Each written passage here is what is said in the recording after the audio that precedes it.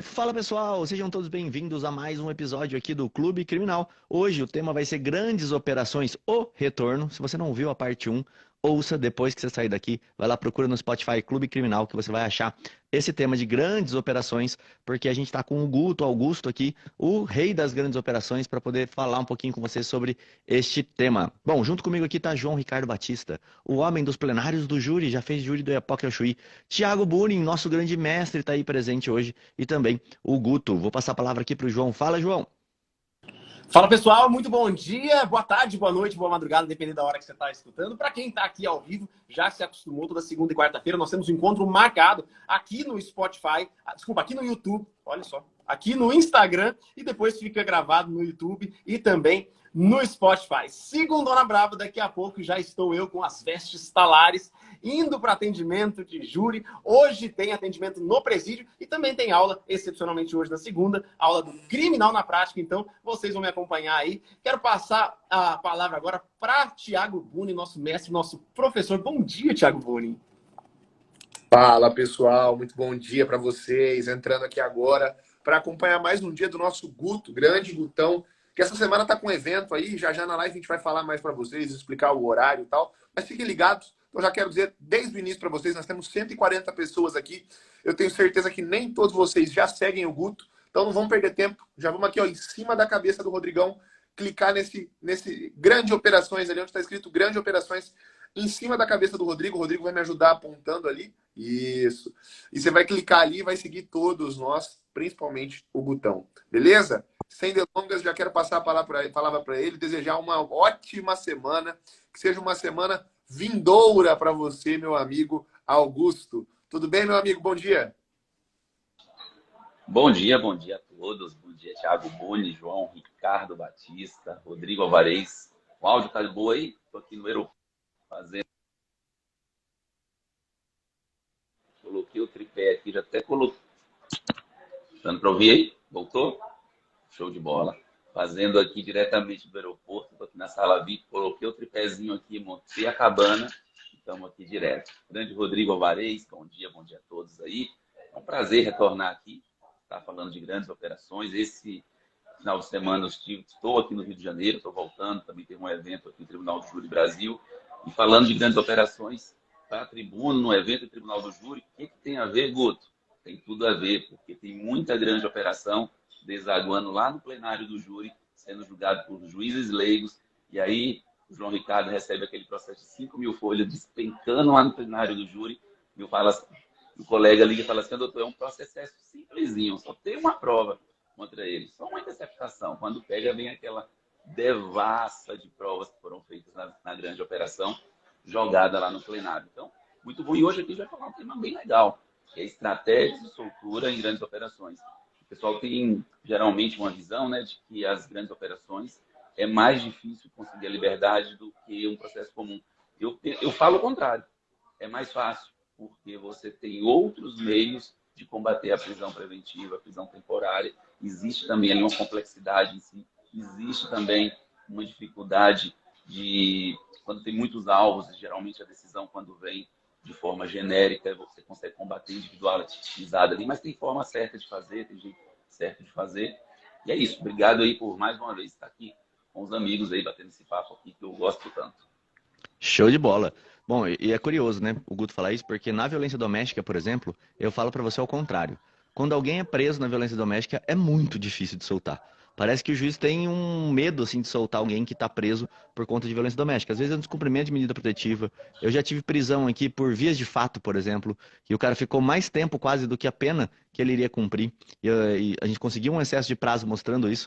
Então, Guto, é muito interessante você falar isso, né? E por que você acha que é mais fácil, não mais fácil, mas por que você acha que tem uma possibilidade grande de conseguir uma liberdade dentro de uma grande operação, com essa diferença entre um processo normal? Porque geralmente a prisão, quando acontece numa grande operação, salvo exceções, em regra, ela vem no momento da deflagração da operação. Então, aquele momento é o momento que foi colhido todas as provas, foi colhido todos os elementos necessários ao momento da deflagração. E quase sempre não se pede a prisão preventiva de forma imediata. Geralmente se pede a prisão temporária para falar, olha, a prisão é necessária, a colheita das provas, é importante fazer esse arcabouço probatório, e assim, solto o réu, o alvo ali da operação, ele pode de alguma forma prejudicar o processo. Então a gente se depara quase sempre, nesses alvos principais alvos, com a prisão temporária. E essa prisão temporária, depois, ela tem a tendência de ser abaixo o áudio aí. E aí a gente tem a tendência de achar que aquela prisão preventiva, aquela prisão temporária, ela tem que ser automaticamente convertida em preventiva. E não é assim. Eu sempre sustento e tento mostrar nas minhas operações o quê? A prisão preventiva é necessária para aquele que não tem freios. Então a gente tem uma gama de possibilidades ali de combater aquela prisão preventiva. Por exemplo, a falta de contemporaneidade. Porque às vezes o cara foi investigado no início da investigação, vamos pensar no tráfico de drogas aqui, realizou um tráfico para associação criminosa lá e depois ele se afastou dessa organização. Quando vem todos aqueles eventos, vem o pedido de prisão de todos. Então você consegue demonstrar ali, olha, a própria prova produzida demonstra que essa prisão não é necessária. Eu vou dar um exemplo assim que é o oposto de tudo. Foi na Operação Brabo, a gente estava respondendo ali por um crime com prisão temporária, um advogado. A Operação Brabo era uma operação de tráfico de drogas. E olha o que aconteceu. Era um container que vinha com drogas. Esse container ele tinha que parar em Santos. Ele parou no Rio Grande do Norte.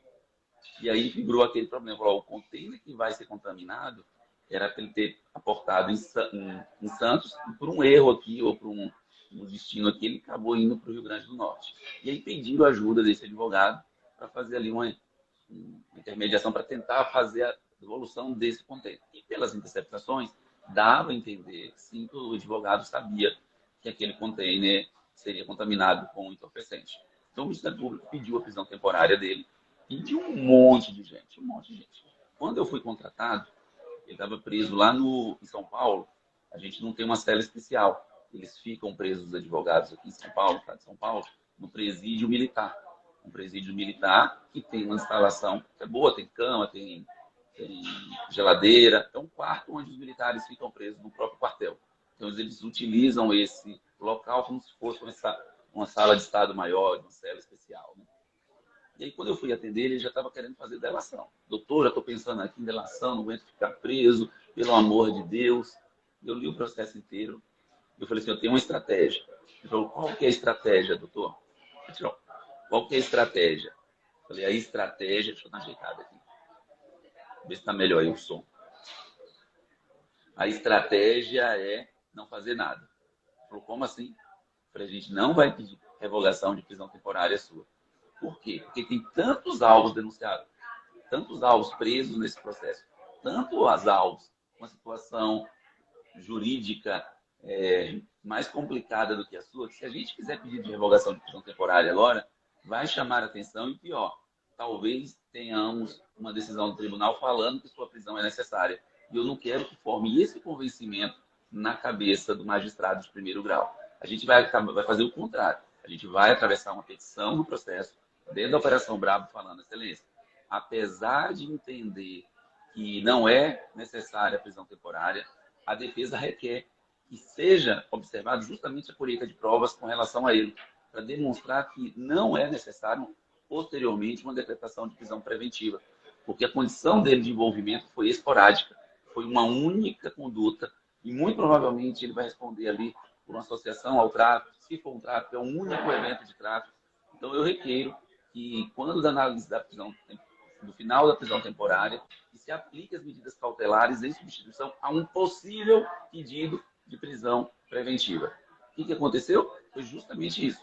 O Ministério Público ofereceu a denúncia em vários núcleos e colocou ele nos núcleos menores e que não era necessário a prisão preventiva. Então, assim, você entender ali a dinâmica. E às vezes, ao contrário, o advogado que não está acostumado com isso, ele olha e fala, nossa, o meu cliente é o mais fácil aqui. Está muito fácil de pedir a revogação da prisão temporária. E a prisão temporária é uma das prisões mais difíceis que se tem de combater, porque é aquela prisão que não é pela necessidade da prisão da pessoa, mas sim para proteger a colheita da prova, mas sim para proteger ali a própria investigação, de não ter provas destruídas, de não manter contato entre investigados para não haver ali um conluio nas versões. Então, isso e a pressão da família, pergunta interessante. Isso é um outro setor que você tem que saber lidar numa grande operação. É chegar para a família e colocar, veja aqui, olha os pedidos que já foram feitos. Já foi feito por esse alvo, por esse outro, foi negado. A gente tem que saber para onde está caminhando. Eu não posso fazer um pedido pela sua emoção. Me desculpa, você me contratou porque eu sou profissional, porque eu sou experiente, porque eu entendo da matéria. Então, a sua emoção, o seu cuidado, você vai fazer o seguinte: você vai lá no presídio, vai visitá-lo, vai manter o contato com ele e você vai chegar lá para dar apoio. Você não vai chegar lá para passar desespero, porque desespero ele já está lá dentro. Então, você tem que também ter esse controle emocional sobre a família, entender a família que isso é uma estratégia e, possivelmente, se você já teve, se não teve, procure. Dar um exemplo, quem está assistindo na live já pode falar, olha, já teve um advogado que um dia fez isso, isso e isso. Então, você coloca ali as estratégias para a família entender. Porque um dos grandes erros também, Thiago, tenho certeza que você já vivenciou isso daí, é você estar trabalhando afinco, mas não deixar a família ciente do que está acontecendo. Aí a família acha que você não está fazendo nada, que está tudo parado, e você está lá fazendo de tudo, seu escritório está parado, a equipe em cima, todo mundo trabalhando. Então, você trazer a família para próximo do escritório, para colocar a estratégia, para desenhar o que está sendo feito, isso é muito importante também. Ô, Guto, interessante que prisão temporária, para mim, não sei o que o João, o que o Thiago acham, mas assim, prisão temporária para mim é uma das coisas mais estranhas que tem, porque é dificílimo você vai conseguir pedir uma revogação de prisão temporária, porque é muito rápido. Tirando lei de drogas, que ele vai ficar muito tempo, é 5 mais 5, são 10 dias. Ah, tudo bem, para quem tá preso isso demora pra caramba pra passar, pra pessoa é uma situação muito difícil, o advogado preso lá, sem poder, o burburinho correndo na cidade com o nome do cara. Claro que existe um prejuízo, mas assim, eu acho que essa sacada que você deu aí, essa estratégia que você deu, é uma coisa que eu sempre pensei, assim, é muito difícil. E aí eu queria saber do João e do Thiago se eles fazem pedido de liberdade também, quando, claro que é caso a caso, mas assim, num geral, vocês fazem pedido de liberação de temporária? No geral, Rodrigo, até já respondendo, não sei se o Augusto também tem esse mesmo perfil. No caso da prisão temporária normal, para crimes comuns de 5 mais 5, eu passei muito sufoco no início da carreira. Né? Tem casos que a gente tem deflagra a operação, tem uma prisão temporária, e eu até brinco que depois que o Ministério Público descobriu a prisão temporária, eles dificultaram ainda mais o nosso trabalho, porque é inteligente o investigador pedir primeiro a prisão temporária, só que ele tem que ser rápido, para nos 5 dias e depois com a prorrogação de mais 5, ele conseguir absorver alguma coisa que ele coletou. Tem que ter alguma coisa também, né? Que ele tenha colhido na deflagração para poder pedir, para poder justificar uma prorrogação, uma conversão dessa prisão temporária em prisão preventiva. Né? Aqui, nos casos do Mato Grosso do Sul, às vezes a gente em 5 dias não consegue ter acesso aos autos da investigação. Ah, Thiago, mas o advogado tem que ter acesso imediatamente. Pois é assim que está na lei. Né? Só que já teve casos aqui de a gente ter que entrar com a HC para conseguir acesso à investigação. Tem casos que você consegue acesso a um, mas depois você vai ver, tem apensos, tem outras cautelares. Então você não consegue, nos 5 dias, ter acesso, absorver tudo que tem ali e redigir um pedido. Então eu explico isso para a família e digo, olha, nesse período da prisão temporária, a nossa estratégia é estar pronto e produzir elementos para tentar combater uma possível conversão dessa prisão temporária em preventiva. Aí sim a gente vai precisar agir. Mas nesse inteirinho tão curto, a gente não vai conseguir combater essa prisão temporária. Eu não queria que o seu familiar ficasse preso lá um dia. Pode ser que ele fique 5 ou até 10. Tá? Mas a gente não vai ter tempo hábil de fazer um bom pedido. E é perigoso em grandes operações, o Guto sabe muito bem disso, queimar cartuchos. Né? Entrar com uma sucessão de pedidos que pode prejudicar. Fala, João. Ô, Thiago, o que eu ia falar é exatamente alinhado com isso. Os fundamentos de uma prisão temporária, eles são totalmente diversos dos fundamentos de uma prisão preventiva. E a gente olha lá na lei da prisão temporária, aqueles 3 incisos, e o advogado, para além de toda essa dificuldade que o Thiago falou, de ter acesso ao que está sendo imputado a ele, quais são os indícios e os fundamentos de uma prisão temporária, uma das coisas que eu vejo advogados errando é que eles tentam combater a prisão temporária com fundamentos diferentes, equivocados, né? Então não são os mesmos fundamentos de uma prisão preventiva. E, para além disso, muito do que se comprova dentro de um pedido, se tenta comprovar dentro do pedido de prisão temporária, se confunde com mérito, e às vezes o pedido de temporária, que é um negócio que vai acabar, que às vezes a briga é para não converter para preventiva, atrapalha não só o cliente de uma grande operação, mas os outros lá, os outros réus dentro de um processo. Então, às vezes, é o pedido, exatamente o pedido de temporária, buscando mostrar que o fato não existiu, ou que o seu cliente não tem indícios mínimos de autoria, que atrapalha todo o mérito de um processo sem nem ter acesso, um processo às vezes gigantesco, né? Então, na maioria das vezes, a minha postura é exatamente igual a do Thiago ali. Buscar a não conversão de preventiva ao invés de ficar batendo em temporária, que é algo que vai terminar e que se exaure em si mesmo.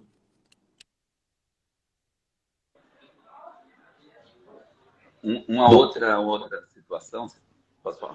Pode ir lá, pode ir lá. Uma outra situação também que é muito comum é quando você consegue, através de um auto de prisão em flagrante, você entender que aquele flagrante já é desdobramento de uma futura grande investigação, de uma futura grande operação que está por vir. Pela leitura do flagrante, pelos elementos que vêm ali do flagrante, você consegue identificar ali que aqueles elementos daquele flagrante está vinculado provavelmente a uma interceptação telefônica, a uma grande operação que virá a ser deflagrada, e aí você atua a fim de que evite que aquele cliente faça parte da grande operação. Como assim? É o que eu chamo de acelerar a estratégia para o cara não parar dentro da grande operação. Por quê? Vamos pensar aqui no exemplo de tráfico de drogas também, novamente.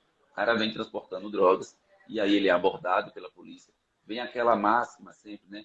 Demonstrou nervosismo, aparentou uma conduta suspeita, a polícia para e encontra lá 1 tonelada de maconha, 50 quilos de cocaína.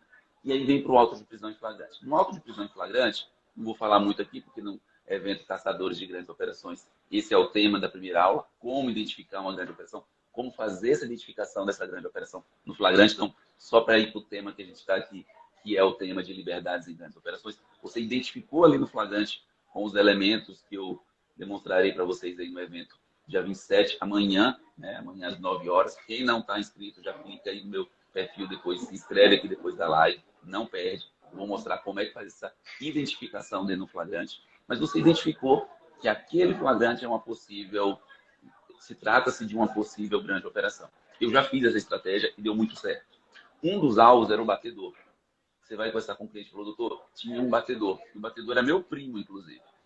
E aí a polícia não prendeu ele, não localizou ele. Na verdade, a polícia não o quis localizar. Tá? Por quê? Porque uma das estratégias de uma grande operação hoje em dia é não fazer a prisão de todos. O batedor na rua é uma pessoa identificada que vai continuar fazendo a função de batedor, muito provavelmente, e torna mais fácil a atividade da polícia. E aí o que eu fiz com ele? Ele chegou e falou assim, doutor, meu primo está morrendo de medo de ficar preso, de ser denunciado. Se eles viram a placa que passou no pedágio e tal, aquele monte de medo. Eu chamei ele no escritório e falei assim, você quer continuar nessa sua vida ou você quer parar e ter uma chance de responder um processo solto? Você tem duas opções nesse momento. Continuar, correr o risco, ganhar o seu dinheiro de forma ilícita. Ou parar hoje e quando vir a operação a gente tem uma grande chance de soltura. E ele falou assim, não, doutor, eu quero parar. Então você vai fazer o seguinte, você vai pegar o telefone, pensando que ele estava na interceptação. E estava. E vai ligar para a pessoa que te contratou e falar, olha, meu primo foi preso, eu não quero essa vida para mim, eu estou saindo fora, não me liga mais. O cara vai ficar louquinho no telefone, vai desligar na sua cara, provavelmente, mas você continua, porque se você estiver no drama, mesmo que ele desligue, você vai estar lá fazendo esse registro. E ele fez isso. Quando veio a deflagração, o que veio? Prisão preventiva para ele por aquele evento. Eu já tinha a data ali onde ele fez a ligação, ele não voltou a integrar a organização criminosa, ele abandonou. Então, e aí a minha justificativa foi, excelência, a prisão é para aquele que não tem freio. O evento criminoso, por si só, trouxe nele, no investigado, a responsabilidade de entender que aquele caminho não era o caminho certo para a vida dele e ele deixou a organização. Tanto é que ele foi curto. Aí na primeira audiência, fiz o pedido, não concedeu, o juiz seguiu. Eu falei, ó, na primeira audiência você sai. Por quê? Porque na primeira audiência, na colheita do depoimento das testemunhas policiais, eu fui perguntando, quando se deu o envolvimento dele? Tanto. Após aquele flagrante, ele procurou mais novamente a organização criminosa? Não, depois daquele tempo ele se afastou, vendeu o carro, sumiu, desapareceu. Então, assim, o juiz falou, não tem interceptação, mas pode ser que ele tenha, de alguma forma, permanecido vinculado. E eles queriam fazer a prova, não era com relação ao meu cliente, era eram os top, né? Então, essa estratégia também é muito boa quando você entende isso, que tem uma grande operação acontecendo, e aí você, entendendo isso, você tem várias condutas que você pode tomar, inclusive uma é essa, para evitar a prisão preventiva dele, por falta de contemporaneidade, por falta de necessidade, por conta que os freios inibitórios deles foram acionados com aquele auto de prisão em flagrante. Cara, isso é muito legal, até de ver que você tem uma linha tênue aí, né? Entre aquilo que o advogado pode e não pode fazer. Então, no exemplo do Guto, ele está orientando a pessoa a parar de praticar o crime. Isso não tem problema nenhum o advogado fazer. O problema é quando o advogado ele quer fazer o compliance para organizar o trabalho ilícito daquele cliente. Aí você vai ter um trabalhão. Ó, você não quer ser pego? Se você não quer ser pego, então você vai fazer isso, fazer aquilo. Aí você continua fazendo o que está fazendo, mas aí você está numa interceptação telefônica que você cai junto e você acaba assumindo um problemaço que não era seu, porque você quer mostrar o melhor serviço para o seu cliente. Já que grandes operações, indiscutivelmente, acho que é o lugar onde você pode cobrar mais caro, né? Na verdade, não pode. Você deve, que a gente estava falando isso na primeira live aqui, né? Você deve cobrar mais caro, porque você tem 1 milhão de complicações quando você assume uma grande operação aí. Então, acho que essa parte assim, do que falar para o cliente, né? Como orientar ele, o que pode, o que não pode, o advogado tem que ficar bem pontual, assim, para não ultrapassar a linha. Augusto, coisa também que me faz sempre pensar que, às vezes, voltando para aquele assunto nosso inicial, que a prisão preventiva em grandes operações ela é mais fácil de ser combatida do que em outros casos, é o tamanho do caso e o número de acusados.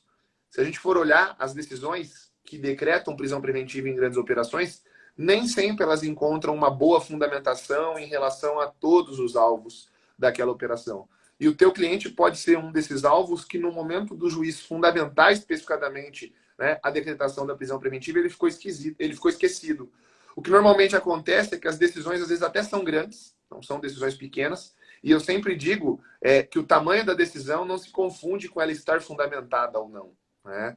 A gente tem, às vezes, um trecho longo de introdução ao caso, às vezes um trecho longo de introdução a quais são as hipóteses de prisão preventiva, e aí na hora que o juiz vai fundamentar de fato a prisão preventiva, de às vezes 40 alvos, ele faz isso em 2 páginas, ele faz isso em 3 páginas, e esquece de, em relação ao teu cliente, trazer ali um fundamento em concreto do porquê que ele está sendo preso preventivamente. E a gente sabe que, principalmente no STJ muito, mas principalmente no Supremo Tribunal Federal, a maior causa de concessão de HC é por ausência de fundamentação.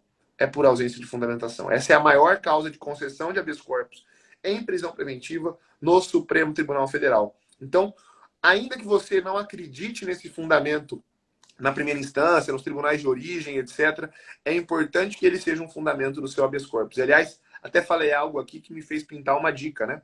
Se um dos fundamentos, se uma das teses para combater a ilegalidade da prisão preventiva for a ausência de fundamentação, neste caso em específico, você nunca vai fazer pedido na primeira instância. Porque fazendo pedido na primeira instância por ausência de fundamentação na decretação da prisão preventiva, você está dando a chance para o magistrado incrementar aquela decisão. E quer saber de algo muito importante? A jurisprudência nesse caso do STJ é muito interessante. Porque o STJ diz que o tribunal, ao analisar a decisão que decretou fundamentação, decretou a prisão preventiva, não pode incrementar fundamentos, não pode agregar fundamentos na decisão. Então você tem muita chance de soltar o teu cliente no STJ com esse argumento, que o tribunal não poderia agregar fundamentos, né, na decretação da prisão preventiva, e tem muita chance no Supremo, porque o Supremo é campeão na concessão de HC por ausência de fundamentação na prisão preventiva. Acho que o Guto quer falar. Pensando justamente nisso, é que a gente tem que pensar o seguinte: lembra que o juiz agora ele tem que fundamentar a necessidade da prisão a cada 90 dias? E é fundamentar. O que a gente faz ali, então, dentro de uma grande operação? Eu sempre peço o seguinte: toda vez que tem uma grande operação, no Paraná, eles fazem sempre isso. Foi de lá que eu tirei a ideia e trouxe para as outras operações. Eles formam um apenso exclusivo para análise do 319 sobre essa revogação aí, sobre essa necessidade de fundamentação. 319 ou 316? 316, parágrafo único. 316. Então, ele tem que trazer uma nova fundamentação. E aí, como é que começa o trabalho da defesa? Nessa questão de liberdade. Isso, para a gente, foi um ponto assim, muito bom para quem trabalha em grandes operações. Porque você vai demonstrando, dentro da operação, dentro do desdobrar das provas, que não há mais a necessidade. Por exemplo, geralmente quando ele fala, olha, é para não fugir, é para isso, é para aquilo. Aí vai um alvozinho menor, sai, põe tornozeleira e não foge. Você fala, olha, tá vendo? E aquela, lembra, a decisão primeira é aquela decisão que ele deu para fundamentar de todo mundo. Então, eu costumo subir a Operação Enterprise e foi assim. A gente fez o primeiro pedido, liberdade, não concedeu. Veio a primeira prorrogação, não concedeu. Veio a terceira revogação. Aí eu comecei a fazer pedidos. Antes do juiz se manifestar no 316, eu já sabia ali que ia vencer o prazo, então eu jogo isso no nosso... A gente usa lá o sistema DVPOX, a gente já joga o avisozinho lá, o lembrete, para 10 dias antes do prazo, ele soltar um alerta para a gente.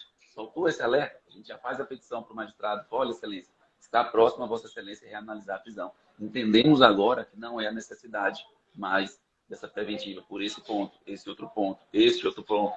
E aí o que é interessante? Eu faço o habeas corpus, novo habeas corpus, daquela fundamentação. Então eu falo, olha os fundamentos, eu faço até uma tabelinha, de um lado, os fundamentos que foram os primeiros fundamentos que entendeu pela necessidade, do outro, o que mudou, e embaixo, o que pode ser aplicado em substituição.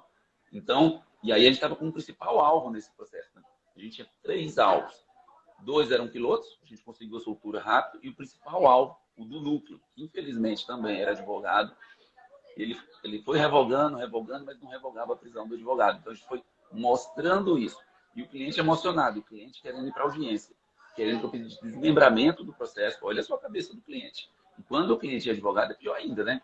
Porque aí ele pensa com emoção e com conhecimento. Vira uma tragédia. Ele falou assim o seguinte, doutor, pede para desmembrar o meu processo. Eu quero ir para a audiência de instrução e julgamento. O juiz não deu essa possibilidade. O juiz começou a ver ali, sinalizar que ia dar um excesso de prazo. Então, o que ele fez? Falou, olha, os investigados que queiram que o processo ande mais célere, pede desmembramento que eu vou fazer uma instrução individual para cada um. Eu falei, tem coisa errada aqui. Mas por que ele fez isso? Porque o Ministério Público não arrolou nenhuma testemunha.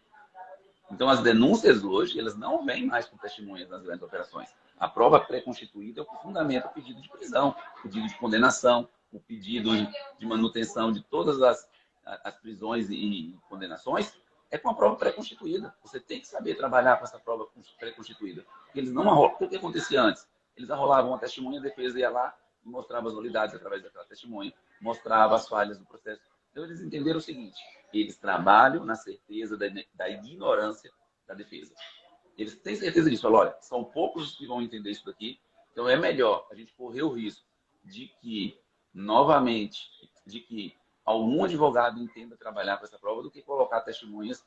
E eles fizeram com certeza eles fizeram essa matemática. O que estraga uma grande operação? A prova testemunhal, a colheita da prova ali.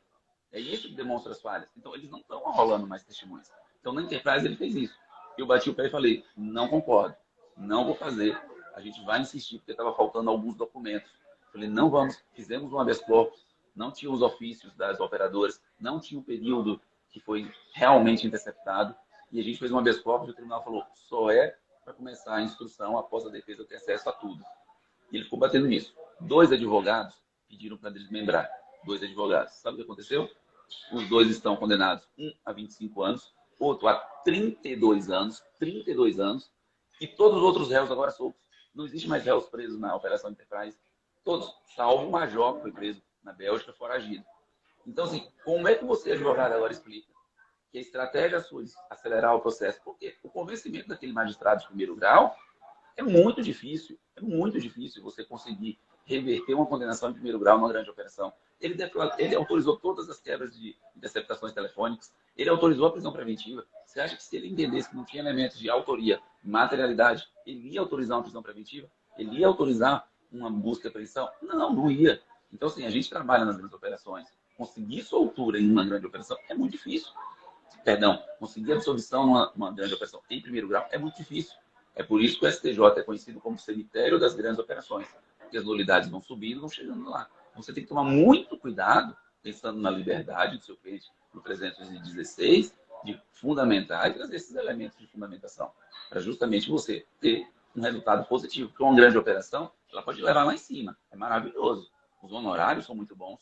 uma das preocupações do investigado não é o honorário. Você pode ficar tranquilo que não é o honorário. Sabe por que não é o honorário? Principalmente agora, depois da mudança do Estatuto da Advocacia, que permitiu que, quando há grandes operações, que o bloqueio é global e não é tráfico de drogas, você pode pedir até 20% do patrimônio apreendido para pagar você. Essa era uma dificuldade que a gente tinha na hora de negociar os honorários. Com essa mudança, isso não existe mais. E o cara tem lá, como eu mostrei ontem, no Tribunal do Júri Brasil, a Operação Pales, 10 trilhões por CPF. Você acha que ele vai estar preocupado com o valor do honorário ou ele quer saber uma pessoa que está entendendo a estratégia? E eu, muitas vezes, fui contratado para dar recém-formado. Mas por quê? Eu sabia entender, conversar e mostrar o caminho que ia ser feito. E isso faz uma diferença na sua contratação. Fugiu um pouquinho do tema aqui, mas é que o assunto Não, fantástico. emenda. Fantástico. Os assuntos se emendam ali, né? Guto, acho que o pessoal às vezes não pegou. Você falou, mas às vezes o pessoal não pegou. Você falou rápido, né? Numa grande operação, eu posso pegar aquele dinheiro que foi apreendido e 20% dele eu posso pedir o desbloqueio, vamos dizer assim, para pagar o profissional que está atuando, o advogado, por exemplo. Repete de novo essa parte para o pessoal pegar. Exatamente. Houve uma mudança agora na lei. E 20% do patrimônio apreendido, do dinheiro, veículo, carros, navios, aeronaves, você pode utilizar. Aí, ó, o Thiagão já vai pôr na tela. Ó. Você pode utilizar, pedir o juiz, você vai fazer o contrato de honorário seu, você vai juntar, esse contrato vai ficar num apenso separado, sigiloso, e você vai falar, excelência, meu cliente precisa me pagar. Então você já. É até importante isso na hora de você precificar. Vou falar isso também lá na imersão. Pessoal, para quem não sabe, amanhã, 8 horas, começa a imersão do Guto, tá? Grandes Operações. Só você entrar nesse site, grandesoperações.com.br, você consegue fazer sua inscrição no evento do Guto, que começa amanhã, onde ele vai falar só sobre esse tema. Como identificar, como você precifica, como que você fecha o contrato. Tudo isso ele vai falar lá também. Como que você faz para não ter problemas com o cliente, né? Depois de ser ameaçado, qualquer coisa assim. Mas vai lá, Guto, pode continuar. Isso aí. Clica no link aí, se inscreve, é gratuito, é online, às 21 horas, tá? Às 21 horas.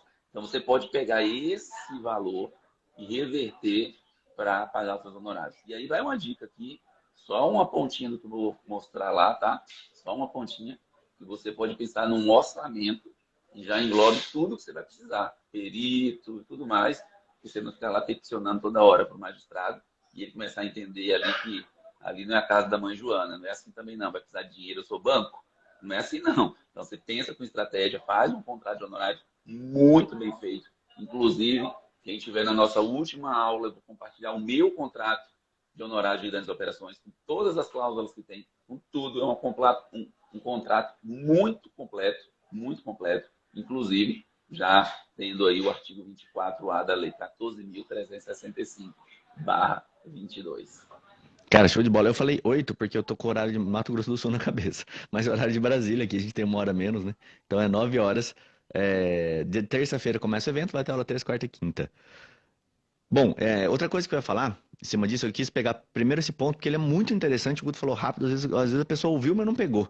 Que você, quando atua numa grande operação, basicamente, se tiver patrimônio apreendido, o seu está garantido. É a mesma coisa que advogar contra banco. Devedor resolvente ali, não tem muita crise para você receber.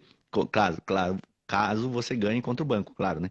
Mas aí vocês falaram uma coisa que eu acho muito interessante, que eu já passei muito isso, e às vezes é uma visão que foge um pouco para a pessoa que está advogando ali. Vou dar um exemplo aqui, ó. Na defensoria, quando eu atuava lá em Três Lagoas, eu atuava no criminal residual. Ou seja, eu atuava em tudo, o que não fosse de vara especializada. No fundo era a execução penal que ficava de fora, porque o júri a gente também fazia ali. Mas enfim, atuava em tudo, todos os processos de crime. Quando chegava uma grande operação, era muito difícil, porque você precisava parar o seu trabalho para poder olhar aquele processo de grande operação. Só que ao mesmo tempo, você tem mais 100, 200, 300 processos na sua fila de trabalho que você precisa olhar. Então não é só aquele processo.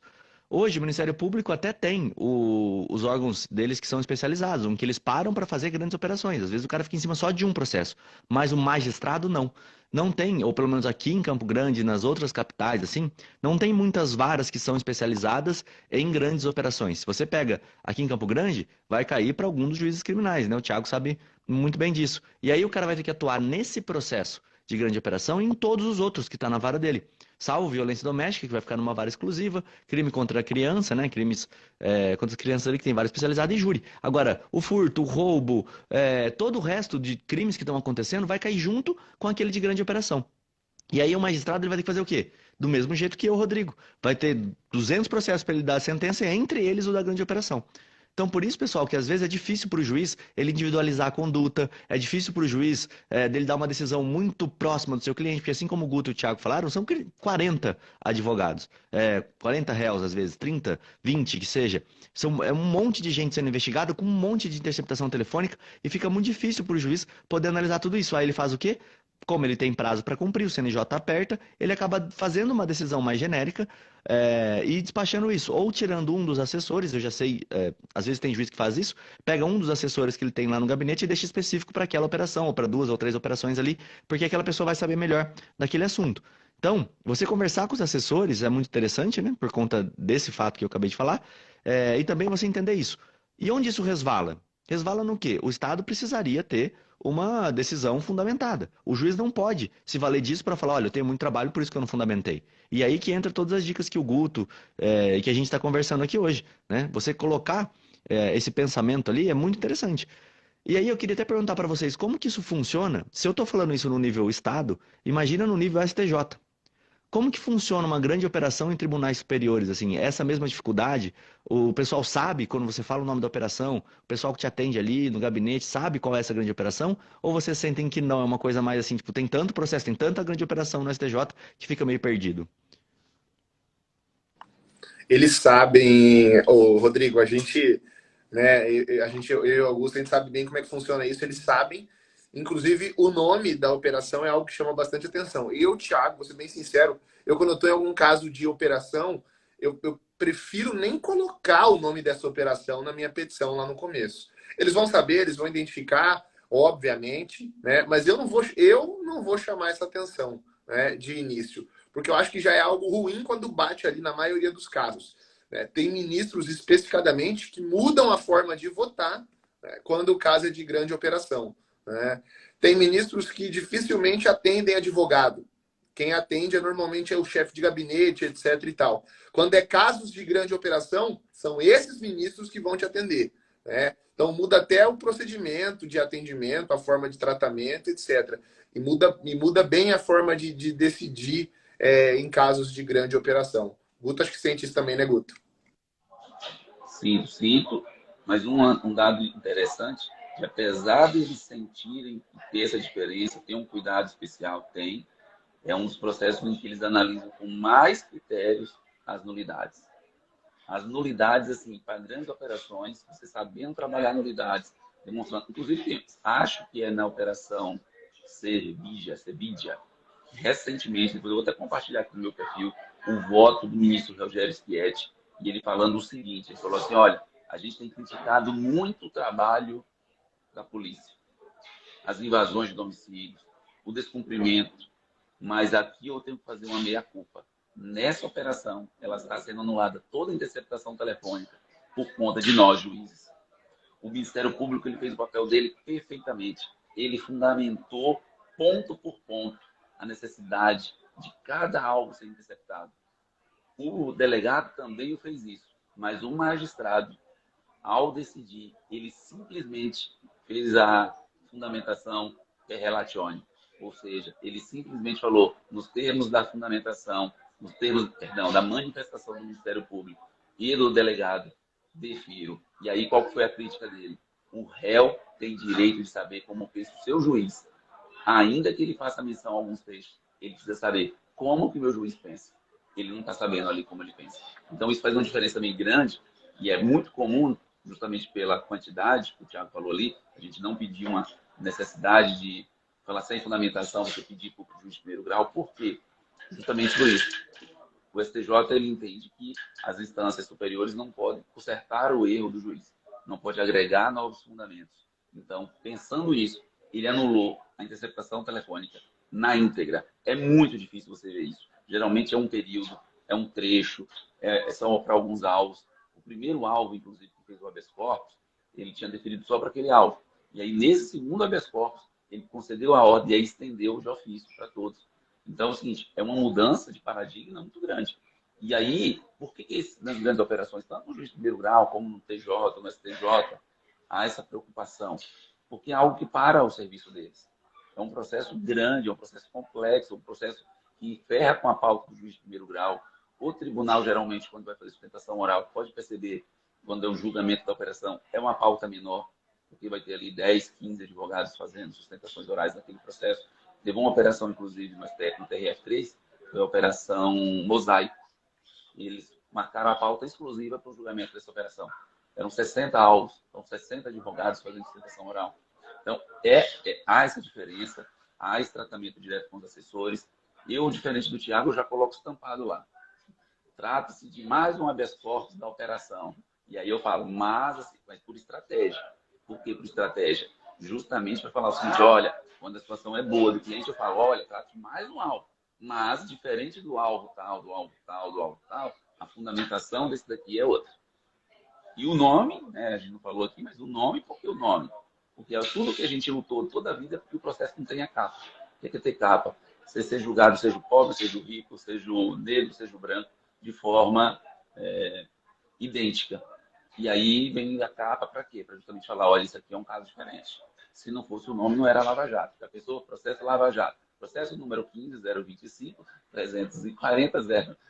Perde a graça. Então, para a imprensa, isso vende. As grandes operações trabalham muito com a imprensa, porque eles dependem da força da opinião pública para manter a segunda fase, a terceira fase, a quarta fase, a quinta fase. E isso não é uma coisa do Brasil, isso é uma coisa histórica. Né? Quando a gente estuda as grandes operações, quando a gente estuda as máfias, né, italiana e tudo mais, a gente vê que isso é decorrente da história. É justamente para ter força, para prosseguir, para chegar nos poderosos. Então, o poderoso chefão, ele só é preso numa grande operação por quê? Porque há um poder estatal todo ali por trás e para manter a prisão dele, também a imprensa é muito importante. Ah, show de bola. E eu vejo essa questão da imprensa também, que você estava falando, como um plus para o advogado, né? É algo que quando o advogado atua numa grande operação, ele vai ganhar, cobrar bem para isso, ele tem que fazer isso, né? Acho que um dos maiores erros do advogado é entrar numa grande operação cobrando pouco, porque vai parar o escritório dele, ou pelo menos um grande pedaço do escritório dele ali para fazer isso. E o bônus é que você sai muito na mídia. Então, claro que é bônus de um ônus, né? Se você não souber lidar com a mídia, você pode acabar com o caso ali falando coisa que você não deve, dando uma nota para a imprensa errada. Mas, enfim, você tem o bônus de um ônus, porque você vai estar lá estampado no Fantástico, o caso XYZ, e o nome do teu escritório vai estar junto, fazendo a defesa ali.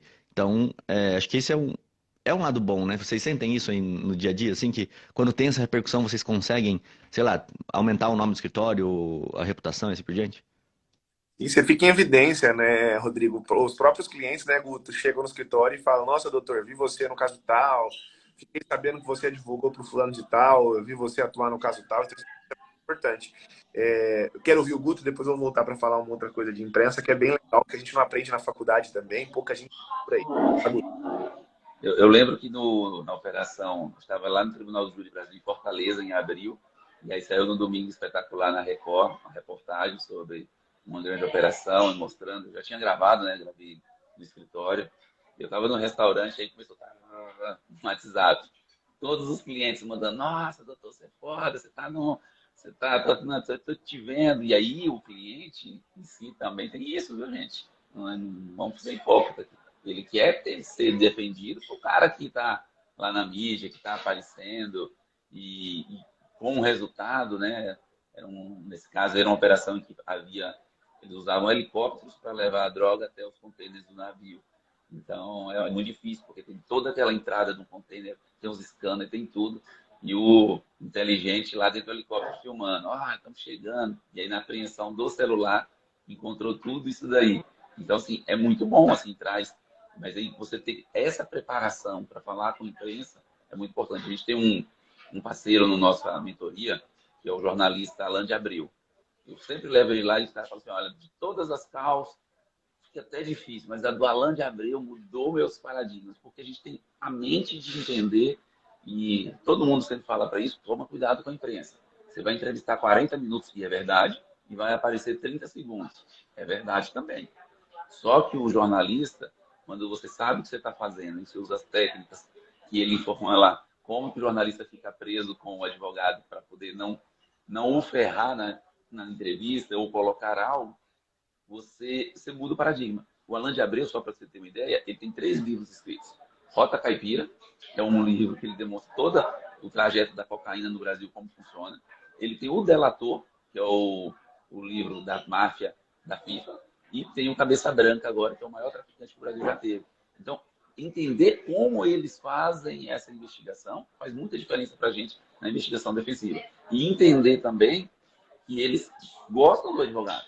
Só que o advogado, para eles, interessante é aquele que dá uma resposta que traz audiência. Então, você entender isso, fundamental demais.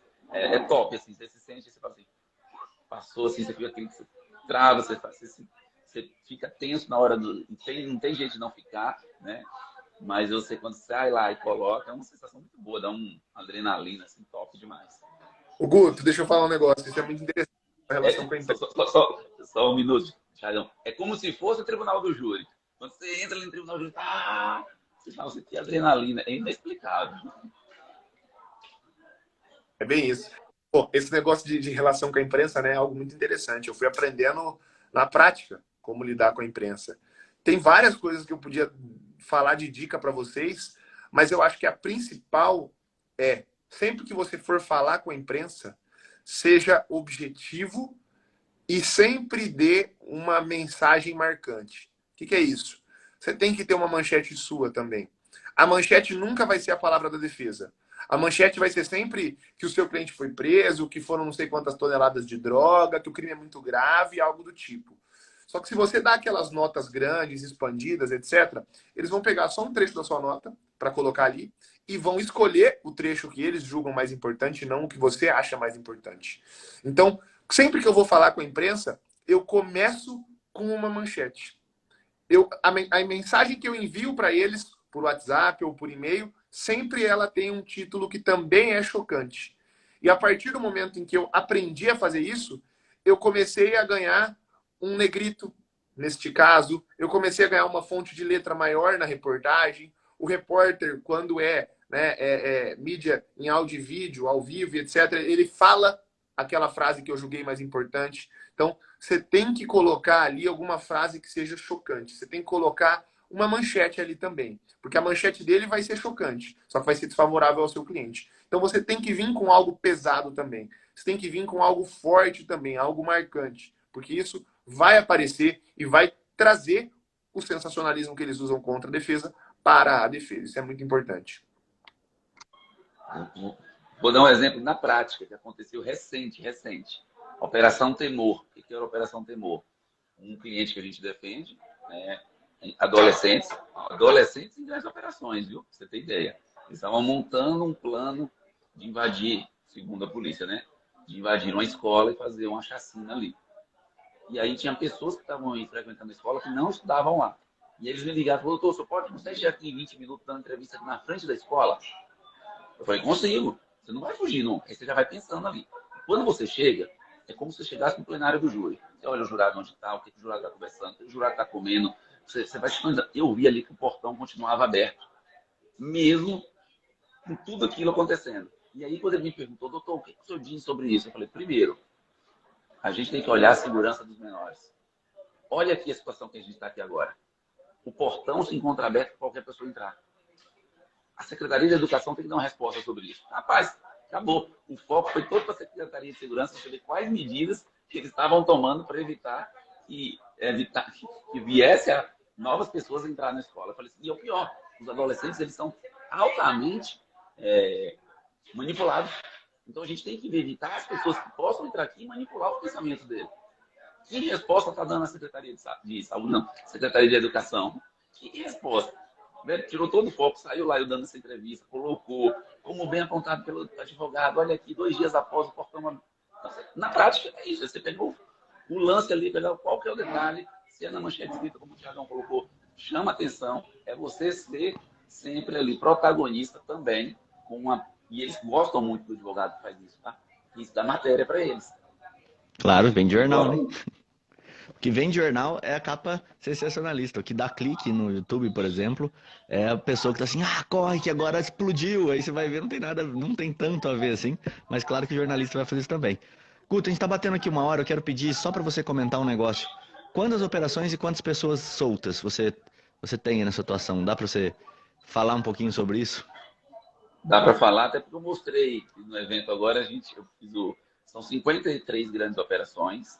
Nessas 53 grandes operações, teve operações que a gente já entrou com os réus em liberdade, sim, a minoria, né? Mas das 53 grandes operações, apenas 9 operações a gente não conseguiu a soltura. Sendo que dessas 9, 4 ainda estão em andamento. Então, de 53 grandes operações, apenas 5 grandes operações a gente não conseguiu a soltura antes da sentença. Soltura antes da sentença. São mais de 70 alvarás de soltura em grandes operações. E aí, por isso eu gosto muito desse tema, né, sobre liberdade em grandes operações. Inclusive, dentro da mentoria, tem uma imersão exclusiva só sobre liberdade em grandes operações. Todas as estratégias. E o interessante, nenhuma estratégia é igual à outra. Ou seja, você tem que se reinventar dentro de uma grande operação, olhar as decisões, ver as peculiaridades do caso, e é isso que eu quero mostrar. Quero ensinar lá, quero mostrar como tenho feito na prática. Compartilhar cada uma dessas. Por isso eu peço aí a vocês que estão aqui, que ainda não se inscreveram, se inscreve. Está terminando aqui o podcast, vai lá. Se você está ouvindo esse podcast depois, eu estou só perguntando aqui se vai ficar salvo. O podcast sempre fica salvo. Vai lá, se inscreve. Dia 27, 28 e 29. Vamos falar, primeiro dia, como identificar essa grande operação, como localizar ela. No segundo, como atuar como segurança, sem você ser colocado em risco na sua profissão. E terceiro dia, como precificar, como fechar esses contratos efetivamente. E aí a gente vai compartilhar também muito material lá, muita coisa boa. E eu quero aqui agradecer a todos aí. Vocês vão ter que sair aqui correndo no embarque, já anunciou aqui que é às 13h10. E obrigado aí, Thiago Buni, João Ricardo, Rodrigão, obrigado por tudo aí pra vocês. Valeu, Guto. Valeu, Guto. Valeu, Thiago. Valeu, João. Tamo junto, Gutão. Até mais, Thiago. Falou, pessoal. Quero Show vocês de bola. 19 horas no evento Augusto, hein? É 21. 21? É. 21. Vamos publicar um comentário hoje, que a gente errou absurdamente ele. 21 horas, tá? O evento do Augusto. Beleza? Show de bola. Pessoal, valeu por mais um podcast. Hoje à noite tem aula do Criminal na Prática, tá? Até para não bater com o evento do Guto. E a gente vai falar de um tema interessantíssimo. Então, quem tá aqui já fica esperto hoje, 8h45. Tem a nossa aula do Criminal na Prática. A gente vai falar sobre início do cumprimento de pena. Como que o juiz fixa esse início, como que é o regime que ele coloca. E a gente vai bater na resolução do CNJ também, mostrando para vocês ali como fazer esse pedido para que o seu cliente não seja preso para começar a cumprir pena. Tá? A gente vai mostrar tudo isso para você na aula de hoje, 8h45. Não perde. Valeu, obrigado, Thiago, obrigado, João, até a próxima. Tchau.